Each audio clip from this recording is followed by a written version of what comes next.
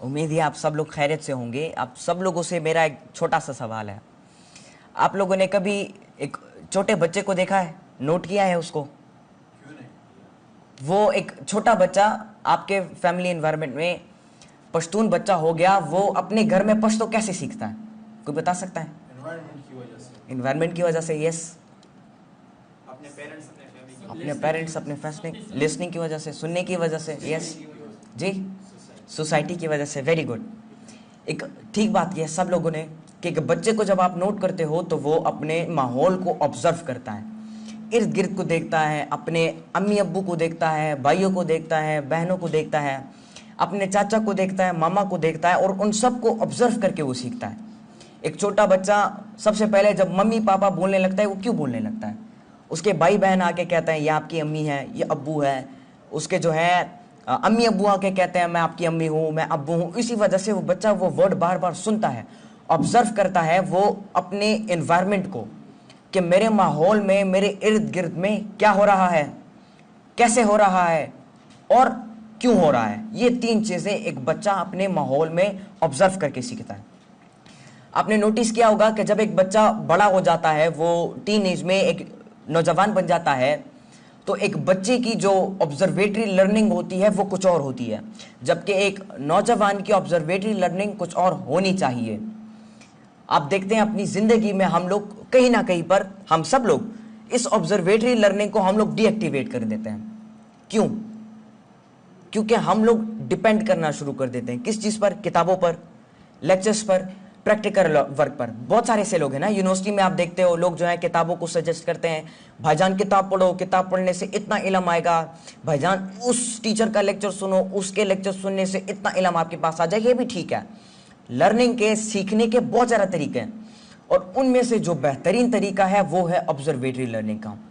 आप कोशिश करें कि अपनी ज़िंदगी में ऑब्जर्वेटरी लर्निंग को हमेशा एक्टिवेट करें।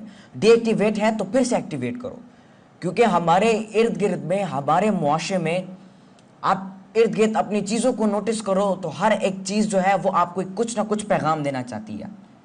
समंदर की खामोशी में, सुकून में, दरिया की रवानी में, दरिया की शोर में क्या पैगाम छुपा हुआ हमारे लिए? एक पौधे का तनावर दरख्त बनने में और पत्तों का साया देने में क्या पैगाम है हमारे लिए? जब आप ऑब्जर्वेटरी लर्निंग को एक्टिवेट कर देते हो तो आपके इर्द गिर्द हर एक चीज़ आपको सिखाना शुरू कर देती है, जो कि आपकी प्रैक्टिकल लर्निंग, आपके लेक्चर्स, आपकी किताबों से ज़्यादा लर्निंग आप उस चीज़ में कर सकते हो। बड़ी बड़ी हमारे गेम चेंजर्स देखें जिन्होंने दुनिया की तारीख, मैं समझता हूँ, बदल के रख दी। केमिस्ट्री की फील्ड में देखें, उन सब लोगों ने अपनी ज़िंदगी के ज़्यादातर इजादात और ज़्यादातर जो क्रिएशन की है, जो आइडिया क्रिएशन की है, वो ऑब्जर्वेटरी लर्निंग से की है, अपने माहौल को ऑब्जर्व करके की है। लिहाजा आप अपने जो लर्निंग है ऑब्जर्वेटरी की, वो हमेशा एक्टिवेट करते रहे। लर्निंग के ढेर सारे तरीके हैं, जिनमें से मैं समझता हूँ बेहतरीन तरीका ऐसा है, इस चीज़ को इम्प्लीमेंट करो। दूसरी बात, ये डर जो है ना इंसान के अंदर, कुछ लोग ऐसे होंगे यहाँ पर जो कि लेक्चर देने से डरते हैं, जो कि उनके अंदर एक खौफ सा होता है, यार मैं लेक्चर नहीं दे सकता, मैं किसी के सामने बात नहीं कर सकता। अब ये लोग रिकॉर्डिंग कर रहे हैं, तो आप ये अचानक आ जाए, आपके सामने माइक पकड़े और आपसे सवाल पूछे, तो एक इंसान जो है वो जब अकेला बैठा होता है तो उसकी नज़रिया, उसकी अंदाज वो बिल्कुल चेंज होता है। जैसे ही आप डायरेक्ट मोबाइल लगा लो, कैमरा उसके सामने कर लो, तो उसका अंदाज चेंज हो जाता है, वो बंदा कंफ्यूज हो जाता है और वो अपने आप को परफेक्ट बनाने की कोशिश करता है। तो ये डर जो है ये कोई चीज़ नहीं है, ये एक गलत फहमी है। मैं समझता हूँ एक तस्वीर हमारी दिमाग में बनाई गई है, जो कि हमें अपनी ज़िंदगी में अपने मकसद तक पहुंचने से रोकती है। एक बहुत बड़ी रुकावट है, मैं समझता हूँ, हमारी ज़िंदगी की जर्नी में, हमारे रोड मैप में, हमारे जर्नी के सफ़र में। तो कोशिश करें कि आप इस डर को ख़त्म करें। इसके लिए बेहतरीन तरीका लर्निंग है। जितना इल्म आपके पास होगा उतने ही आप एक्सपेंसिव बनोगे अपने मुआशरे में, उतने बड़े प्रॉब्लम सॉल्वर बनोगे आप अपने मुआशरे में। इल्म हासिल करें और अपनी ऑब्जर्वेटरी लर्निंग और प्रैक्टिकल लर्निंग और किताबों और लेक्चर्स, इन सारी चीज़ों को एक्टिवेट करें और कोशिश करें कि अपनी सोच को हमेशा पॉजिटिव रखें, अपनी नीयत हमेशा साफ रखें। आपकी सोच पॉजिटिव होगी तो आपकी पॉजिटिविटी देखकर, आपकी इस कैरेक्टर को देखकर, इस किरदार, इस पर्सनैलिटी को देखकर आपका दोस्त बदल सकता है। आपका दोस्त बदल गया, उसका आप अपनी फैमिली को पहले बदल सकते हो। आपसे इंस्पायर होंगे कि कितना पॉजिटिव ये सोचता है। इस पॉजिटिविटी को देख के आपकी एक खुद चेंज होने से ये चेंज पूरे मुल्क में आ जाएगा। मैं समझता हूँ आप जब चेंज हो जाओ तो आपसे इंस्पायर होकर पूरी दुनिया बदल सकती है। जितने भी लोग हैं नेगेटिव सोचते हैं, चीज़ों को नेगेटिव से इस्तेमाल करते हैं, नेगेटिविटी की तरफ जाते हैं, तो वो लोग आपको देखकर कितने इंस्पायर हो जाएंगे। वो लोग खुद ही आपको देखकर इंस्पायर होकर पॉजिटिविटी की तरफ आएंगे, जिसकी वजह से अवेयरनेस फैलेगी मुआशरे में। और जो लोग हैं वो, मैं समझता हूँ, क्वालिटी और अपनी जो कैपेसिटीज़ हैं, जो अपनी सलाहियतें हैं, उनको पर्सनल कैपेसिटीज जितने भी हैं उन सलाहियतों पर काम करना शुरू कर देंगे। तो जिंदगी की अपने मकसद की तरफ बढ़ने के लिए जो पहली सीढ़ी है, that is you have to be calculated. अपने टाइम को मैनेज करना सीखो। आप जिस तरह सर ने बात की, बहुत से ऐसे बच्चे होते हैं जो कि अपने स्कूल से आते हैं, मदरसा जाते हैं, मदरसे के बाद अपने दोस्तों के साथ खेलते रहते हैं, खेलने के बाद जब घर आते हैं उनके पास कोई आइडिया नहीं होता। कोई बच्चा गेम्स खेलता है, कोई बच्चा बैठ के अपना होमवर्क करता है, कोई बच्चा बैठ के कार्टून देखता है, कोई बैठ के ड्रामा देखता है, कोई मूवीज़ देखते हैं, कोई फैमिली के साथ बैठकर गपशप लगाना शुरू कर देते हैं। तो अपने लिए टाइम टेबल बनाएं। मेरा टाइम टेबल 18 घंटे का है, मैं 18 आवर स्टडी करता हूँ, लेकिन मैं जब बाहर किसी विजिट के लिए जाता हूँ तब मेरा टाइम टेबल कुछ और होता है। मैं 5 बजे उठता हूँ, उठने के साथ मैं एक्सरसाइज करता हूँ, जॉगिंग के लिए जाता हूँ। पास ही में क्रिकेट ग्राउंड है, यहाँ पर जॉगिंग, कभी कभी मारगल्ला हिल्स पर हम हाइकिंग के लिए चले जाते हैं। उसके बाद आके फ्रेश बात लेता हूँ, नमाज़ पढ़ता हूँ सुबह की, और उसी से मैं अपने दिन की शुरुआत करता हूँ। मेरी फिर 3 घंटे की एक क्लास होती है। उस क्लास के बाद मैं फिर ब्रेकफास्ट लेता हूँ, फिर 3 घंटे की एक और क्लास होती है। इस तरह मेरा इस तरह टाइम टेबल जाता रहता है। फिर आप जैसे जो स्टूडेंट्स आते हैं मिलने के लिए, तो उनको मैं लेक्चर डिलीवर करता हूँ, और ऐसे ढेर सारे लोग हैं जो कि पूरे पाकिस्तान से मिलने के लिए आते हैं। तो ये मैंने अपने लिए टाइम टेबल बनाया। आपकी ज़िंदगी का जो लॉन्ग टर्म गोल है, अपने उस लॉन्ग टर्म गोल को शॉर्ट टर्म ऑब्जेक्टिव्स में, शॉर्ट टर्म गोल्स में डिवाइड करें। मतलब आपकी ज़िंदगी का जिस तरह मेरी ज़िंदगी का मकसद है एक लीडर बनना। लीडर बनने के लिए सबसे ज़रूरी यह है कि वो, उसके अंदर डर ना हो, वो बोल सकता है, वो बिग ड्रीमिंग करता है, सुखनदिल आवाज़ है, बातों का अंदाज उनका इस तरह है कि जो बंदा उसको सुनता है तो वो बहुत ज़्यादा इंस्पायर होता है और वो उसके साथ ही बैठ जाता है, उसको सुनना शुरू कर देता है। और वो जहाँ पुरसोस हो, रिस्क टेकर हो, ग्रेट वॉरियर हो। तो मेरी ज़िंदगी का मकसद था लीडर बनना, जिसके लिए मैंने पहला स्टेप जो लिया, जो शॉर्ट टर्म ऑब्जेक्टिव रखना, that was to be a motivational speaker, और वो मैं आज बन गया हूँ अल्हम्दुलिल्लाह। और इंशाल्लाह मैं प्लानिंग कर रहा हूँ कि जो मेरे और गोल्स हैं उस तक भी मैं पहुँचूँ। जब आप अपने लिए टाइम टेबल बनाओगे, सबसे बड़ा फ़ायदा ये होगा कि आपको पता चलेगा कि मैंने किस वक्त कौन सी एक्टिविटी करी है, जिसकी वजह से जो गैर ज़रूरी चीज़ें हो जाती हैं वो आप उसको नोटिस करते हो, उन कमज़ोरियों को नोटिस करते हो और उन वीकनेसेस को अपनी स्ट्रेंथ में कन्वर्ट करते हो। जब आप उन वीकनेसेस को अपनी स्ट्रेंथ में कन्वर्ट करते हो तो आपके पास एक बहुत ज़्यादा एक लेवल ऑफ टाइम बचता है। जब आप उस टाइम को अपनी पर्सनल लर्निंग पे काम करते हो, अपनी प्रोडक्टिविटी पे काम करते हो, अपने आप के ऊपर काम करते हो उस वक्त में, तो ये आपको मदद देती है आपकी कि आप जो है बड़े आइडियाज़ क्रिएट कर सको, कुछ तख्लीक कर सको, क्रिएटिविटी कर सको। जो लर्निंग के लिए जो वेबसाइट है, मैं समझता हूँ यूडीमी बेस्ट वेबसाइट है सीखने के लिए, जिसमें हज़ारों की तादाद में कोर्सेज पढ़ें, जो कोर्स आप करना चाहते हैं। सिनेमाटोग्राफी के बारे में, फोटोग्राफी के बारे में, आपकी जो है पब्लिक स्पीकिंग के हवाले से, फियर के हवाले से, डिफरेंट काइंड ऑफ कोर्सेज जो है उसके ऊपर मौजूद हैं। गेम बनाना चाहते हो उसके लिए भी वहाँ पर कोर्सेज मौजूद हैं। सबसे पहले फ्री ट्रायल होता है, उसका इंट्रोडक्शन आपको देते हैं उस टॉपिक के हवाले से। जब आप इंट्रोडक्शन सीखते हो, इफ़ यू आर इंटरेस्टेड, फिर आपको 10 से 12 डॉलर्स तकरीबन देने पड़ेंगे, जो कि मैं समझता हूँ बहुत बड़ा प्लेटफॉर्म है। तो आप आराम से जो है उस प्लेटफॉर्म से एक स्किल उठाएं, उस स्किल को सीखो और फिर उसी स्किल के ज़रिए से पैसे कमाना शुरू करोगे। यह आपको मदद करेगा, अपने अखराजात आप खुद बेयर करना शुरू कर दोगे और अपने फैमिली को भी इजीली आप सपोर्ट कर सकोगे। आपका सवाल? Sir, give us some advice, suggestion that how we motivate our kids because our base is so weak. So how we motivate our kids? देखिए, एक बच्चा सबसे ज़्यादा इंस्पायर होता है अपने माँ बाप से और अपने टीचर से। मैं समझता हूँ माँ बाप को और टीचर को एक रोल मॉडल प्ले करना चाहिए, रोल मॉडल का किरदार बनाना चाहिए, प्ले करना चाहिए अपने बच्चे के लिए। They should teach their kids and they should give them a positive environment in which they can learn any time. और वो ऐसा environment अपने बच्चों को दे के जिसमें वो बच्चा सीखे और ये भी सीखे कि मैंने ये जो सीखा है ये मैं और लोगों को भी सिखाऊंगा और अपने साथ और लोगों को भी इग्नाइट करूंगा। अपने बच्चे का जो इंटरेस्ट है पहले उस शौक को मालूम करें कि आपका बच्चा किस चीज़ में ज़्यादा इंटरेस्टेड है। आप उसको मालूम करें तो कोशिश करें कि आप उस बच्चे को उस फील्ड में प्रमोट करो, क्योंकि यही वाहिद एक फील्ड है जिसमें वो बच्चा आगे जा सकता है, स्किलफुल बन सकता है। तो आप बच्चे को इंटरेस्ट को देखें, उसी इंटरेस्ट के मुताबिक उस बच्चे के लिए माहौल बनाएं। इंजीनियर बनना चाहता है, इंजीनियरिंग माहौल उसके लिए बनाएं। डॉक्टर बनना चाहता है, मेडिकल माहौल उसके लिए बनाएं। साइंटिस्ट बनना चाहता है तो कुछ ऐसी चीज़ें, कुछ ऐसी वीडियोस और एनिमेटेड कार्टून्स उन्हें दिखाएं कि जिससे वो बच्चा इंस्पायर हो। और दूसरी बात, माँ बाप को और अपने असातिज़ा कराम को बच्चों को इंस्पायर करना चाहिए एजुकेशन की तरफ, तालीम की तरफ। बच्चा अपने माँ बाप को देखकर सीखता है, माहौल को देखकर सीखता है। जब स्कूल जाता है तो वो अपने टीचर्स को देखकर सीखता है, अपने पास जो दोस्त बैठे हैं उन सबको देखकर सीखता है। तो माँ बाप उनके लिए पॉजिटिव इन्वायरमेंट बनाएंगे तो वो बच्चा खुद ब खुद पॉजिटिव बनेगा। जिस तरह सर ने कैरेक्टर बिल्डिंग की बात की, कैरेक्टर बिल्ड तब होता है जब आपका माहौल ठीक होता है। तो बच्चे को आप प्रोडक्टिव माहौल दो, जिस तरह का माहौल आप उस बच्चे को दोगे तो उसी तरह का वो बिहेव करना शुरू। आप ज़्यादातर देखें हमारे पठान सोसाइटी, सिर्फ पठान में नहीं, बहुत ज़्यादा जगहों, बहुत ज़्यादा सोसाइटीज़ और जगहों पर ऐसा होता है कि खाने के टेबल पर जब पूरी फैमिली बैठी होती है तो खाने में थोड़ा जायका नहीं है तो अब्बू गुस्सा होता है, क्योंकि वो अपना बिजनेस भी चला रहे हैं, तो इतना टेंशन उस पर होता है कि वो खाने का पतीला उठा के फेंक देते हैं। तो कोशिश करें कि जो भी आप सीखते हो उसके कॉन्सेप्ट को समझो, अच्छा माहौल बनाओ, हाइपरटेंसिव जो इन्वायरमेंट है उसको ख़त्म करो। और जितना ज़्यादा प्रोडक्टिव रहोगे, सिर्फ आपके बच्चे नहीं, गलियों में बच्चे खेल रहे हैं तो आप उनके सामने, आप क्लासरूम में होते हो, ये यहाँ पर बच्चे बैठे हुए हैं, तो जो एक्शन आप कर रहे हो ये बच्चा आपको देख रहा है। आप मोबाइल निकालते हो, सेल्फी खींचते हो तो ये बच्चा देखता है, यार ये क्या कर रहा है, ये भी मोबाइल निकालता है, ये भी सेल्फी खींचता है। आप मोबाइल रखते हो, आप जो है मोबाइल हाथ में पकड़ा हुआ है और घूमते हो तो मोबाइल के साथ घूमते हो, अंग्रेजी जबान को टेढ़ा करके बोलते हो, तो इसी तरह बच्चा भी आपको देखते हो, वो भी कल से मोबाइल हाथ में पकड़ना शुरू करता है। वो भी अंग्रेजी जबान जब सीखता है तो मुंह टेढ़ा करके अंग्रेजी जबान बोलना शुरू कर देता है। तो ये कुछ ऐसी चीजें हैं जिसको आपने बहुत ज्यादा ध्यान देना पड़ेगा। Like sir, 90-95% kids, you ask from them, so what do you want to become? They simply told you that I want to become a doctor, engineer. Yes. So these have no mini concept like there is another fields. So Yeah. how we motivate to told them that there is another field, you go to this field.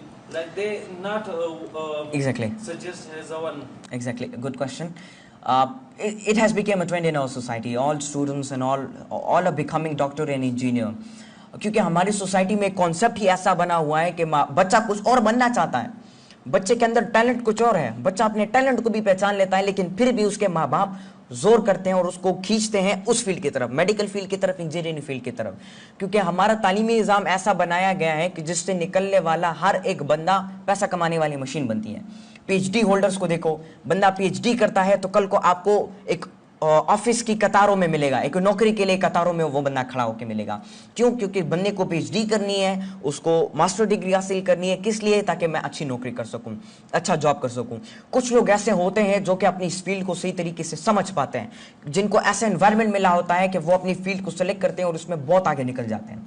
तो उन बच्चों को inspire करने के लिए जो भी next generation हमारी आ रही है ना, मैं अभी से माँ बाप को ये पैगाम देना चाहता हूँ कि अपने बच्चों के ऊपर सही काम करें, अपने आप के ऊपर सबसे पहले काम करें। जितना आप खुद काम करोगे तो उतना ही आपका बच्चा आपको देख के करेगा। आप देखें, मेरी लर्निंग को आप देखें, मैं किस तरह सीखता हूँ। मेरे टीचर्स बैठे हुए आपस में, वो आपस में एक बात कर रहे हैं, वो आपस में एक टॉपिक को छेड़ रहे हैं। वो टॉपिक मैनेजमेंट के हवाले से, वो टॉपिक लोगों की जहनियत के हवाले से, वो टॉपिक लोगों के हवाले से। तो मैं उनको गौर से सुनता हूँ, मैं सुनता हूँ मेरे टीचर क्या बोल रहे हैं, मैं उनको सूखता हूँ, वो पॉइंट बोलते हैं, मैं उस पॉइंट को मेरे जहन में बैठ गया। अच्छा, हमारी सोसाइटी में ये काम होता है, अच्छा मैंने इस काम को ये सॉल्यूशन है इस काम का, अच्छा इस काम का ये सॉल्यूशन है, मैंने इसको इस तरह से हल करना है, अच्छा मैंने अपने साथ और लोगों को भी यूनाइट करना है। तो मैं उनको देखकर मैं सीखता हूँ। तो जितना आप अपने आप के ऊपर काम करोगे और जितनी एक्शंस आप करोगे, तो आपके उन एक्शंस को देखकर बच्चा आपको कॉपी करने की कोशिश करेगा। तो आप अपने बच्चे को इंटरेस्ट को देखो, क्योंकि बच्चा बचपन ही से वो बनना चाहता है डॉक्टर, वो बनना, फॉर एग्जाम्पल एक बच्चा बनना चाहता है साइंटिस्ट, या वो जो है एस्ट्रोनॉट बनना चाहता है।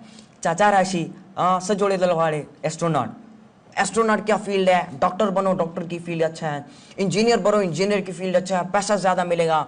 तो वो बच्चा इसको भी सुनता है, उसको भी सुनता है, सब कुछ सुनता है। तो उसके दिमाग में बात बैठ जाती है, यार ये डॉक्टर बनना, ये इंजीनियर बनना बहुत बड़ी बात है, आ जाओ मैं भी डॉक्टर और इंजीनियर बनता हूँ। इसलिए हर एक बच्चा डॉक्टर और इंजीनियर बनना है। जब आप अपने लिए एक मकसद सेलेक्ट करोगे और आप अपने इर्द गिर्द का माहौल ऐसा बनाओगे कि जिसमें आपको उसी मकसद से रिलेटेड बातें की जाए, सब लोग आपको उसी मकसद से सपोर्ट करें, तो मैं समझता हूँ कि वही बच्चा उसी फील्ड में इतनी बड़ी क्रिएटिविटी कर देता है कि फिर दुनिया उसको याद रखती है। इससे There is proverb where there is no vision, people perish. So what is your opinion about this? Sorry, Where there is no vision, people perish, destroy. Okay, vanish, right. देखें, विजन अपनी ज़िंदगी में सेलेक्ट करना एक बहुत अच्छी बात है। और सेकेंडली वो लोग जिनका ज़िंदगी में कोई मकसद नहीं है, देखिए उनकी मिसाल ऐसी ही है कि गाड़ी तवखे जे और द गाड़ी इस मंजिल निश्ता पता दर तनिश्ते चपका मारा वादे। सो मैं हर वक्त लोगों को ये पैगाम देना चाहता हूँ कि ज़िंदगी में एक मकसद होना बहुत ज़्यादा ज़रूरी है। बिना मकसद वाली ज़िंदगी किसी काफ़िले में रवाना हुए हो और उस काफ़िले की कोई मंजिल नहीं है। उसकी मिसाल इस तरह है। तो अपने आप को नॉलेजेबल बनाओ, अपने लिए कोई मकसद ज़िंदगी में सेलेक्ट करो, डरना कभी नहीं है। आपको आए कोई डिमोटिवेट करे कुछ नहीं, उसको देखो, उसको स्माइल दो और आगे अपने काम की तरफ बढ़ जाओ। अगर आपको बंदा आता है और आपको बैड वर्ड्स कहता है तो आप उसको देखो, उसको एक स्माइल दो और अपने सफ़र की तरफ निकल जाओ। देखें, हमारी जो ज़िंदगी है वो पूरी इम्तिहानों से भरी है। मैंने जो अपना पहला लेक्चर दिया था पेशावर यूनिवर्सिटी में, तो इसमें मैंने ये बात की थी कि हमारी ज़िंदगी में हर एक लम्हा, हर एक वक्त हमारे लिए एक चैलेंज है। बच्चा चलना सीखता है, चलना उसके लिए चैलेंज होता है, बोलना उसके लिए चैलेंज होता है, स्टडी करना उसके लिए चैलेंज होता है, टीचर को समझना उसके लिए चैलेंज होता है। आप लोग यहाँ पे बैठे हो, मेरी बातों को समझना एक चैलेंज है। यहाँ पर आके स्टेज पे डिलीवर करना एक चैलेंज है। हर एक चीज़ जो कि हमारी ज़िंदगी में इंक्लूडेड है वो एक चैलेंज है हमारे लिए। तो आप कभी भी चैलेंज से ना डरो। जब भी कोई चैलेंज आए तो आप उसके सामने खड़े हो, you have to say that I can overcome this challenge. और आपने काम करना होगा कि मैं इस चैलेंज को कैसे जो है मैं कैसे आगे निकल जाऊं, मैं कैसे जीत जाऊं अपनी ज़िंदगी में। हमारे नौजवानों को हम देखते हैं खुद मेहनत करते हैं, वो खूब चैलेंजेस को जो है सॉल्यूशंस निकालते हैं, उसको हल करते हैं। लेकिन at the end of the day वो जब फेलियर्स के पहाड़ पर पहुंच जाते हैं, टॉप पर पहुंच जाते हैं, जहां से उनकी कामयाबी शुरू होनी है, लेकिन वो उसी टॉप पर हार जाते हैं। वो हार मान लेते हैं, कहते हैं मैंने और अपनी ज़िंदगी में नहीं करना, मैंने बहुत कोशिश कर लिया, मैं और नहीं करूँगा। जब आप साफ नीयत रखोगे और जब आप ये तमाम मॉडिफिकेशंस अपनी ज़िंदगी में ले आओगे तो नेचर जो है वो आपको ढेर सारे प्लेटफॉर्म से जो है वो नवाजेगा। ढेर सारे प्लेटफॉर्म्स आपके सामने आएंगे। कुछ लोग ऐसे होते हैं हमारी सोसाइटी में जो कि कहते हैं कि हमें अपॉर्चुनिटी मिल रही, सर आप हमें बताएं हमारे पास अपॉर्चुनिटी नहीं है तो हम कैसे काम करें। वक्त एक बहुत बड़ी अपॉर्चुनिटी है, ये वक्त एक बहुत बड़ी नेमत है अल्लाह ताला की। अपने इस वक्त को उठाओ, इसको अपने आप पे इन्वेस्ट करो, अपने लिए खुद एक अपॉर्चुनिटी बनाओ। जब आप उस वक्त को अपने आप पे इन्वेस्टमेंट करोगे तो मैं समझता हूँ ये आपकी दुनिया की, आपकी ज़िंदगी की सबसे बड़ी इन्वेस्टमेंट है आपके लिए। तो उस वक्त को इन्वेस्ट करो अपने आप पे, अपने लिए अपॉर्चुनिटी खुद बनाओ। देखो आपकी ज़िंदगी में मकसद होगा और उस मकसद को आप शॉर्ट टर्म गोल्स में भी डिवाइड कर सकोगे और आप इजीली अपने मकसद तक पहुंच जाओगे। लोग आपको फिर प्रॉब्लम सॉल्वर समझना शुरू करेंगे। आप कब से कुछ सवाल सोच रहे हैं, मैं आपको नोट कर रहा हूँ। एक मिनट, उन्होंने बहुत पहले से प्लानिंग की हुई है। If a person he wants to do something but there are some problem in his life and some people said you can't do this thing and that person also think I can't do this thing, so how we can finish this thing? देखिए, इंसान के लिए सबसे बड़ी challenge होती है कि उसके सोसाइटी में जो लोग हैं जो कि उसके अगेंस्ट हैं, जो कि उसको डिमोटिवेट करने की कोशिश करते हैं, वो बंदा उस चैलेंज को पार कर पाए, उस चैलेंज को जो है टैकल कर पाए। जब आपको कोई बंदा डिमोटिवेट करता है, जिस तरह मैंने बात की, आप उसकी तरफ देखो, उसको स्माइल करो, आगे निकल जाओ। क्योंकि ये जो बंदे नेगेटिव सोचते हो, जो बंदे डिमोटिवेट करते हैं, हमेशा ये बात अपनी जहन में बैठा लो। जो बंदा भी आके आपको कहता है यार ता गलत करके दाकार मको टेम्स आया के नोर दसे कारूना के, आप सिंपली ये समझ लो कि इस बंदे का, इस बेचारे का जिंदगी में कोई मकसद नहीं है और ये और लोगों को भी नहीं चाहता कि उनकी जिंदगी में भी कोई मकसद हो। आप सिंपली उस बंदे को बिठाओ, उस भाईजान को इंस्पायर करने की कोशिश करो कि भाईजान आप ये जो बोल रहे हो, मैं आपके साथ थोड़ा सा प्रॉब्लम है, मैं डिस्कस करना चाहता हूँ। या उस बंदे को बैठ के बिठाओ, उसको थोड़ा सा इंस्पायर करो, उसको बताने की कोशिश करो, क्योंकि यही बंदा मैं समझता हूँ आपकी जिंदगी के लिए सबसे बड़ा चैलेंज है। और सबसे बड़ा एक अच्छा काम यही होगा कि आप इसको बिठाओ, इसको समझाने की कोशिश करो। जो बंदा भी आपको डिमोटिवेट करने की कोशिश करता है उसको बिठाओ, समझाओ। अगर वो नहीं समझता तो उसको स्माइल दो और आगे निकल जाओ, क्योंकि ऐसे जिंदगी में ढेर सारे मसाइल आपके सामने आने वाले हैं और आपने कभी इन मसाइल से रुकना नहीं है। जब भी जिंदगी में कोई किसी किस्म का मसाइल है, रुकना नहीं है। गरीब हो, पैसे नहीं है, लैपटॉप नहीं है, कंप्यूटर नहीं है, इंटरनेट नहीं है, 4G नहीं है, कुछ भी नहीं है, कोई मसला नहीं। इकबाल रहमतुल्लाह कहते हैं कि खुदीना बेस गरीबी में नाम पैदा कर।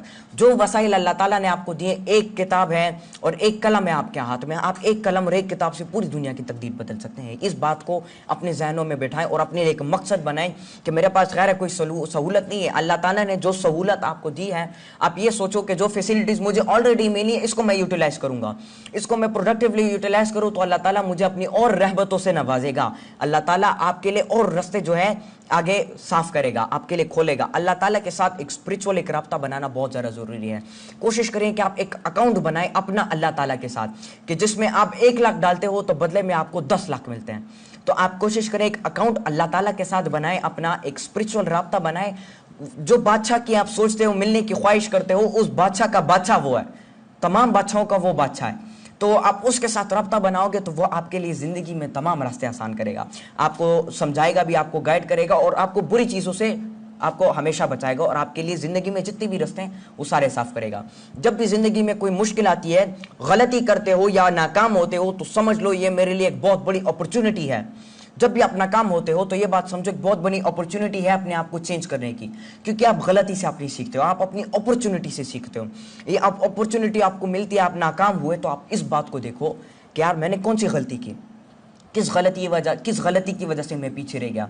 इससे फ़ायदा ये होगा कि आपकी एक और वीकनेस कम हो जाती है, आपके अंदर एक और स्किल का इजाफा होता है और आपके पास एक और फील्ड का नॉलेज आ जाता है, जिसकी वजह से आप प्रॉब्लम सॉल्वर बनते हो। मैंने पहले भी कहा कि प्रॉब्लम सॉल्वर को मुआशरे में बहुत ज़्यादा इज्जत दी जाती है, जिनको हम बुजुर्ग कहते हैं। एक आखिरी सवाल है। अच्छा जी, I just want to ask you one question. What is the main reason of resting in China sorry. nowadays? What is the main reason? देखिए, मैं समझता हूँ बहुत से लोग हैं दुनिया में डिफरेंट किस्म के माइंडसेट से, सब लोग अलग अलग सोचते हैं। कुछ लोग जो है सोशल मीडिया में अपना टाइम वेस्ट कर रहे हैं, कुछ लोग जो है ना पढ़ने में अपना टाइम वेस्ट कर रहे हैं, कुछ लोग पढ़ तो रहे हैं लेकिन सही तरीके से पढ़ नहीं रहे हैं, उसमें अपना टाइम वेस्ट कर रहे हैं, कुछ लोग स्कूल जा रहे हैं, कॉलेज जा रहे हैं, यूनिवर्सिटी जा रहे हैं, इंटरेस्ट नहीं है उनका। सबसे बड़ा वेस्टेज ऑफ टाइम ये है कि आप कॉलेज जा रहे हो, पढ़ने के लिए जा रहे हो, लेकिन पढ़ने में आपका इंटरेस्ट नहीं है, जिसकी वजह से आप कॉन्सेप्ट को समझ नहीं पाते हैं, आप जो है अपने टीचर को समझ नहीं पाते, आप वो लेक्चर डिलीवर नहीं कर पाते हैं, आप कुछ सीख नहीं पाते हैं। तो अपने जो सोशल मीडिया का जो गैर ज़रूरी इस्तेमाल है उसको बंद करें। आप अपने कमरे में अकेले बैठ जाओ, सिंपली तरीका, कागज़ उठाओ, पेन उठाओ, अपने कमरे में बैठ जाओ, दरवाज़ा लॉक करो, सोचो थोड़ी देर के लिए सोचो कि मेरे अंदर कौन कौन सी बुरी क्वालिटीज़ है, मेरे अंदर कौन कौन सी ऐसी चीज़ें हैं जो कि मुझे आगे बढ़ने से रोक रही है, वीकनेसेस कौन कौन सी है मेरी चीज़ें। जब आप इन चीज़ों को नोटिस करोगे तो फिर कोशिश करो कि आप अपनी इन ही वीकनेसेस को अपनी स्ट्रेंथ में बदलो। आपके पास बहुत ज़्यादा टाइम बच जाएगा, जिसको जब आप अपने आप पे इन्वेस्ट करोगे तो आपके लिए ढेर सारे रास्ते ज़िंदगी में खुल सकते हैं। एक्सक्यूज मी, इस आप सोच रहे होंगे कि मैं इस मकाम पर खड़ा हूँ, मैं इतना, तो आप तो ये सोच रहे हैं कि आपके पीछे जो है ना टीचर्स के हाथ हाँ। होंगे, आपकी अपनी मेहनत होगी, लेकिन इसकी सबसे बड़ी जो चीज़ है आपके पीछे जो है ना, आपके सबसे बड़ी पीछे जो है ना वो पैसा है। अच्छा, ऐसे बच्चे गरीब होंगे, ऐसे लड़के होंगे जिसके पास एक दिन के लिए खाना होता है, दूसरे दिन के लिए नहीं होता, ऐसे भी लोग होते हैं जी। ना, अपनी पैसे की वजह से अपनी तालीम छोड़ देते हैं। आप जी। इसके बारे में जरा बता दीजिए। देखें, जितने लोग भी सोचते हैं ना कि मेरे पीछे पैसा है, ये मैं समझता हूँ ये बेचारे कुछ कर नहीं सकते अपनी ज़िंदगी में। सेकेंडली, जो भी ये सोचता है मैं उन सबको ये बताना चाहता हूँ, देखिए पैसा is not the thing, money is not the thing. पैसा आपके हाथ में है तो ये बात गलत है कि आप सब कुछ कर सकते हो। आप लोग गरीब किस चीज़ को कहते हो? गरीब कौन है? एक्सप्लेन। ईमान कमज़ोर हो, यस, वेरी गुड। जिसके पास कलमा ना हो सबसे बड़ा कलमा ना हो, सबसे बड़ा गरीब है। और एक वक्त का खाना मिले, दूसरे का पता नहीं। ठीक है, हमारे मुआशरे में आप देखें तो जर्नली बहुत अच्छी सोच है आप लोगों की, लेकिन कुछ लोग ऐसे होते हैं जो सोचते हैं जो गरीब है, जिसके पास पैसे नहीं है, फटे हुए कपड़े हैं, जो भीख मांग रहे हैं, ये गरीब है। ये गलत बात है। दुनिया का सबसे गरीब बंदा वो है जिसके पास इल्म नहीं है कुछ करने के लिए। तो ये जो लोग भी ये सोचते हैं ना, ये गलत बात है। आप देखिए दुनिया के जितने भी बड़े बड़े लोग हैं, इन्होंने गरीबी में नाम पैदा किया है। इन्होंने जो है कोई यूनिवर्सिटी, कोई कॉलेज से डिग्री नहीं ली। सब कुछ छोड़ो, दुनिया को सब कुछ छोड़ो, हमारे असहाबा कराम, हज़रत उमर फारूक रज़ी अल्लाह ताला अन्हु ने किस यूनिवर्सिटी से डिग्री ली थी? ठीक बात है। हमारे जितने भी असहाबा कराम हैं, उन्होंने किस यूनिवर्सिटी से ग्रेजुएशन की थी? किस जगह का पैसा लगाया था कि वो इतने बड़े मकाम पर पहुंचे? नहीं, सोहबत, हुजूर सल्लल्लाहु अलैहि वसल्लम की सोहबत, जिन्होंने उनको इस मकाम तक पहुंचाया कि वो दुनिया की तारीख उन्होंने बदल दी। इस्लाम, उन्होंने पूरी दुनिया में इस्लाम फैला दिया।